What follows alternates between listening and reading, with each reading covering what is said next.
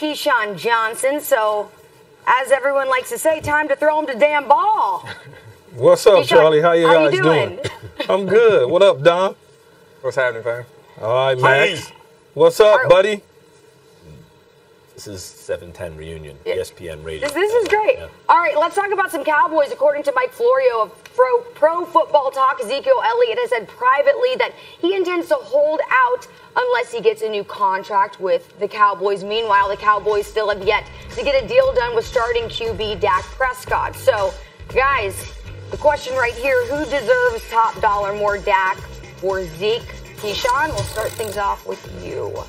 Well, I think it's an interesting situation that the conversation has shifted to, I'm going to hold out. The last time the Cowboys had a running back holdout was Emmitt Smith. They went 0-2 and they went on to the Super Bowl. Now, look, Ezekiel Elliott has a long way to go to get put into the Emmitt Smith category, but at the same time, here's a guy who wants to get paid, who's due to get paid. But with the Cowboys, it's an interesting situation because, as we all know, Zeke's had some not necessarily flattering things happen to him off the field. He's had some questionable things happen to him off the field. So I think the Cowboys can still get a deal done, put themselves in a protection position in terms of the contract, language within the contract that will, protect them from anything going wrong. But you also need to get the quarterback done.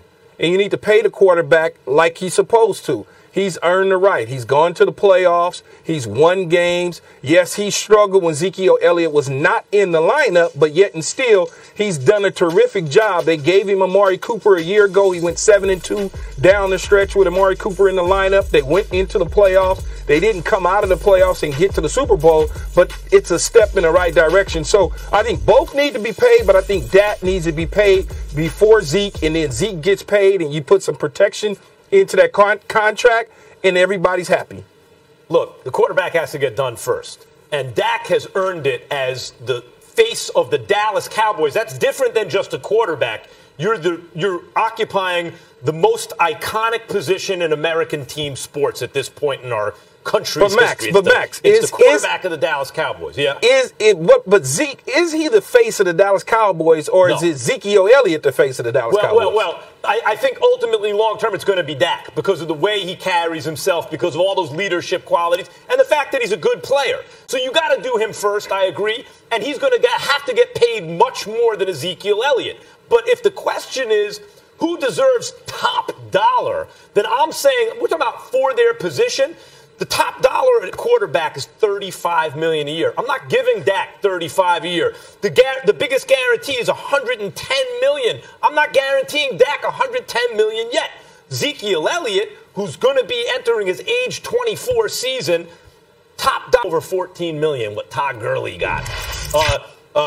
Guarantee is $45 million. Right. So I will give Ezekiel Elliott top dollar as a running back, even if I pay Dak more and do him first, because Dak is not an elite quarterback. Zeke is an elite running back. Well, but Dak, the things that Dak means to this team is far more important than what Zeke means to this team. If you think about it, I understand that Dak has had struggles at different points throughout the regular season, but in the playoffs, when we're talking about what is important, he's the guy who steps up. You go back to his rookie season, he went toe-to-toe with Aaron Rodgers. If it wasn't for an outlandish pass by Aaron Rodgers, he would have won. And in that game, he led three fourth-quarter scoring drives against Aaron Rodgers when they needed it and put him over the top. Last year in the playoffs, he led a game-winning playoff drive in their first game. He is the guy. I know Zeke is very important, and the offense is built around him. And you're kind of going off on a little different tangent there when you're arguing who deserves to get paid more for their position. Who's more valuable to this team is how I understand this question, and by far, it's Ezekiel Elliott. I think so. I think you're right, Fox. It's Ezekiel Elliott? At the same time, I'm sorry, it's Dak Prescott. That's called a Freudian slip. Freud's been discredited. Just about everything that Freud said was wrong. You just proved them right. You just undid decades of work. When you look at the value of the position, the quarterback is the most valued position in sports as far as I'm concerned. It's like having a solid point guard in basketball. Yes, the number is high. It's $30-some-odd million. It's $100 million in guarantee. But that's the market, Max. That's the market. Think about it. In any job that you do in this country, there's a market that is set. For all of us that's on television, there's a market that's set. And We want to be paid according to the market. And he wants to be paid, Dak, that is, wants to be paid according to the market. We can argue that he's not elite. Who's to say he's not elite? He's in an offense that does things different. Okay, they don't allow him to push the ball down the field 50 times a game. They don't allow him to pad his statistics. There's a reason for that, He's though. not in a Stafford-type situation in Detroit where they throw a ball all over the lot for 5,000 yards. He's not in that situation. He's not in a Jared Goff offense that pushes the ball down the field. What he does is he wins football games. He utilizes his running style to extend the plays. He does all of the things that some of these other quarterbacks don't do. And now, also, he never steps in it in the media. In an intense media atmosphere, he always says the right thing. He doesn't miss games. He doesn't do any of those things. And he comes through in the clutch like he's the quarterback of that team. And Dominique, you make a great point. We were talking about it yesterday. Think of how many scores he was down against Green Bay. He never gave up, and so the team followed him. And if not for, I think, the best football talent at the position of all time, making one of his great all-time throws, Dak wins that game. I get it. He's got that stuff on the NFL, hard cap. You got to rob Peter to pay Paul. Dak is not the type of guy to elevate a whole team yet. Max, I'm going to tell you again, stop believing in the cap. They can pay who they want to pay.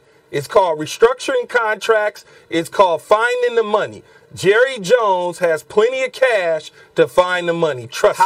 How can you argue that he's not elevating his team when you just admitted that he was the reason why they were even in the game in that playoff game against Green Bay? And again, he led a game-winning drive in their first round last year. He is elevating everyone around him. And I understand that he hasn't done well necessarily statistically matched up with other elite quarterbacks. But that part of that, we all agree, is Scott Linehan. But and Dominic, Kellen Moore coming in this year. That's not true. The statistical side is not true. Carson Wentz, Jared Goff, and this guy all came out at the same time. You look at their numbers, very similar. Everybody's numbers are on par.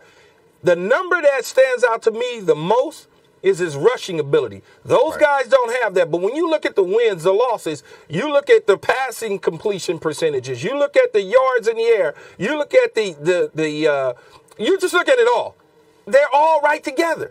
They're all stacked on top of each other. I would say the difference is his durability. Because if Carson Wentz had his durability, I don't think this would be close. But he doesn't, and so you can make the argument. But look, Carson Wentz got the contract. We can table that. Russell Wilson, I think, deserved the money. I wouldn't have given Matt Ryan the deal. I wouldn't have given Matthew Stafford that deal. I wouldn't have given Kirk Cousins the deal he got. Just because they got it doesn't make it a good decision. Pay a quarterback, Max, who you going to pay? Well, no, you have to pay the right quarterback, and you got to pay him appropriately. He's going to be an unemployed GM is what's going to happen to Max. Have you seen a team without a quarterback and what that looks like? Yeah, you have to have a quarterback. You got to have a quarterback. That doesn't mean you overpay a quarterback so that you're cash strapped in other positions, and then you never win. So in this situation, we're arguing over who deserves to get top dollar more. You would go with Zeke over Dak, which to me doesn't make any sense. If you pay, I think both of them need to be paid. Obviously, I'm not going to argue against either of those top guys getting money. But when it comes down to the big plays needing to be made in big time situations, Dak has showed up time and time again. And that's how we measure quarterbacks. That's how we measure great players, is who's going to make those big plays in the playoffs. And he was able to do it as a rookie, and he's been able to do it in his third year. And I expect under Kellen Moore, he'll have even better regular season to be going forward. How many playoff wins? He's in his third year, Max. Calm down, dude. He just finished his third year. He's got the same amount as Zeke. And that's what the argument's about. Right, I get it. But when you're talking about paying top dollar for a quarterback, that'll be $36 million. That's the market. You can't pay a guy dollar. Max, you cannot pay him $20 million. It doesn't work like that. The market says that this is what it is. Now, look, is he going to be the highest paid quarterback in the league? No.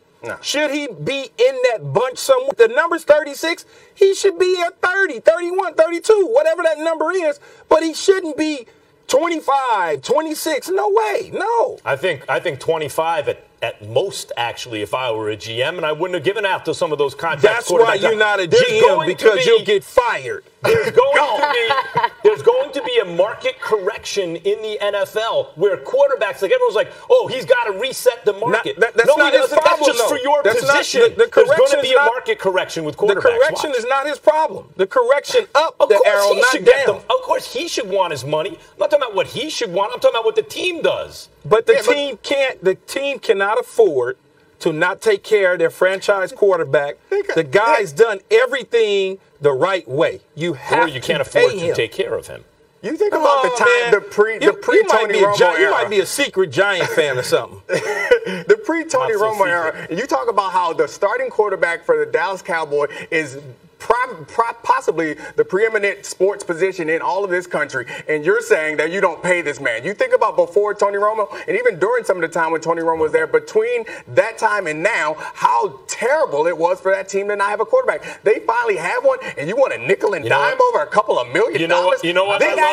Since 2016, Dak Prescott's 32 wins as a starting QB are only second in the NFL. That being behind Tom Brady, who has... Go on and give him Tell him what it is. Tom Brady. Give him some stats. Yeah, I know. Tom Brady takes it. All right, guys, we got more NFL to talk about, so coming up next on First Take, could the Texans defense lead Houston to the Super Bowl? That debate